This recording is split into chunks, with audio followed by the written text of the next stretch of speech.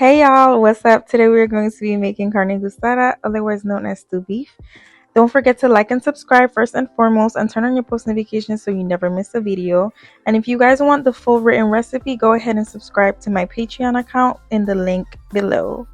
Alright, so this is literally my husband's favorite meal right here. My mom taught me how to cook this, so it's definitely 5 star. Now, in a large bowl, I have about 2 packs of stew meat, and I'm just gonna add some cold water, 1 cup of vinegar, and then 3 limes to that, and clean that off really good and rinse it out. Then, once I'm done, I pat it dry with a paper towel, and I'm gonna go ahead and add about 1/4 cup of olive oil just to glaze that up a little bit. And for my seasonings, I just add some garlic powder, onion powder, paprika, a little bit of cayenne pepper, some cumin, some adobo, and that's pretty much it. You guys, we're learning how to season with our eyes. You don't always need exact recipe, because there's a lot of different components that go into it, how much water you end up using and all of those things like that. So you have to learn to trust your instincts and go along with your instincts to season. So I just add all of those seasonings in one at a time. If you want, you guys could just combine this into a bowl before you start to cook. That way you just add everything in and you don't have to keep uncovering caps and all of that and then putting them back down. I usually just add it into a bowl like that. That's literally the best way that I would say to do it. Alright, so now we are going to go ahead and start to chop our fresh veggies. I'm using a bell pepper here.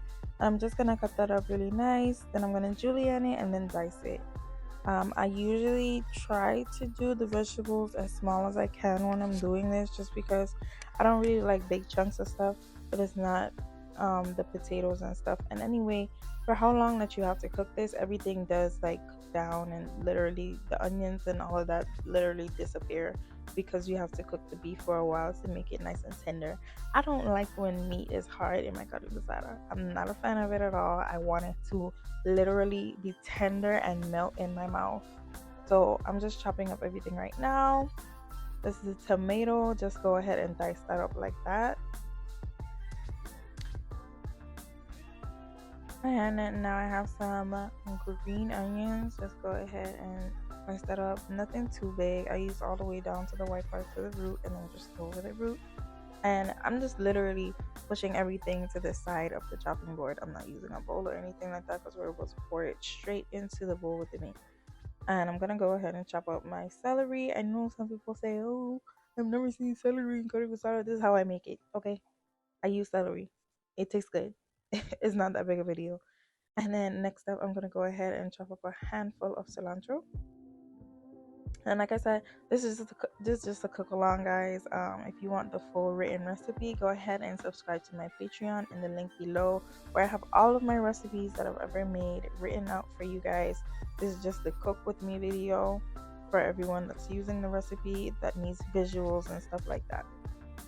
And I diced up an onion really quick. All of the vegetables that I use will be in that written recipe. And now I'm just gonna go ahead and my sofrito. I made that fresh. I'm gonna do a recipe video for you guys on that, because I just realized that I haven't done it yet, and fresh sofrito is literally the best thing ever. I don't really like the store-bought ones because they tend to be a little bit chunky and just not good. So now I'm gonna take all of those veggies that I chopped up. Literally, I cannot talk today. That I chopped up, along with some bay leaf and some cloves, and I think I added some allspice in there as well, and some fresh thyme. I'm just gonna take a spoon and mix that up really good. I know some people said that they usually add like a little bit of browning here at this point. I'm really not a fan of it, because I mean, it makes no sense, because I like to brown it inside of the pot. But if you're someone that is not comfortable with browning or burning the sugar, then I would definitely suggest to go ahead and just buy a browning. Literally anyone works. Just do whatever you're comfortable with, honestly. So now I'm gonna go ahead and pour my sugar into my pot with a little bit of oil. You guys, I do not remember the name of these pots. I think they're caldrons or something. Correct me if I'm wrong in the comments for sure, but I don't remember their name exactly. But these are my go-to pots for making food. I promise you, they cook so well. Now I'm just gonna go ahead and brown up that sugar. You don't want it to burn, you just want it to be like a milk chocolate color. And then we're just gonna go ahead straight and pour in our meat into that pot. I have the heat set to about medium high, which is about like a 7 on my stove. And I'm just gonna gently just move some of that meat just to cover all the parts with like the browning, just to make sure that everything is touching the pan and it's not just in a big pile for no reason. Do not mix it as yet. Do not pour in any water, anything like that. We're going to go ahead and pop the lid on for about 10 minutes. Now, when you take off the lid, you're going to notice that there is some more water in there. The meat makes a little bit of water. Yes, we're going to go ahead and mix that around. That's how we get like that nice little sear and that brown color starts to come up.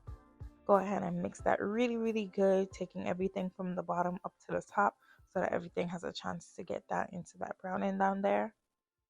And now I'm going to go ahead and add in 1 can of Goya tomato sauce and give that another mix again. And then I went ahead and add in my water really quick and just give that a really nice mix. And we're going to cover that. We're not going to disturb that at all. We are going to cover that for about 2 hours, and then we're going to mix it about every 6 to 10 minutes. So now we're going to get started on top of our rice. I added in about 1/4 cup of olive oil and 1/4 cup of sofrito to a hot pan. And I'm going to go ahead and add in my jamon seasoning and also some sazon. I know many people do not like to use sazon on the roll. I know there's other alternate brands that people like to use. Go ahead, go for it. But recipes like this, it's just all about like the fresh ingredients that you use and the way how you cook it. You know, like it'll come out the same exact way. Just make sure that you take your time with it and use fresh ingredients, and whatever seasonings that you use, it's still gonna taste the same. Now I went ahead and added some more seasonings in there, literally just some garlic, onion, adobo, like I said, and black pepper, and just mix that around really, really well. I let that cook off for about 2 to 3 minutes, and I go ahead and add in 1 can of tomato sauce again. I'm using the Goya brand, of course, and give that a good mix. And now I'm gonna open up my can of gandules and I'm going to go ahead and rinse those off really nice. In the meantime here, I'm gonna add 1 Maggi cube.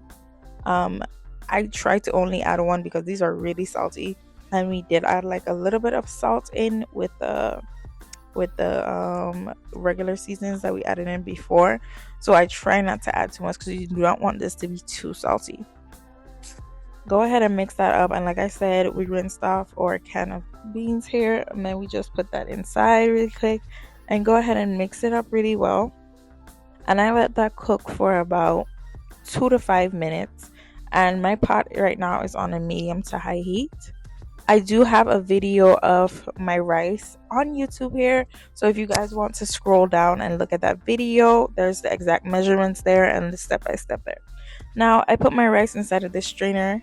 I actually really like this for washing rice because it's not as messy.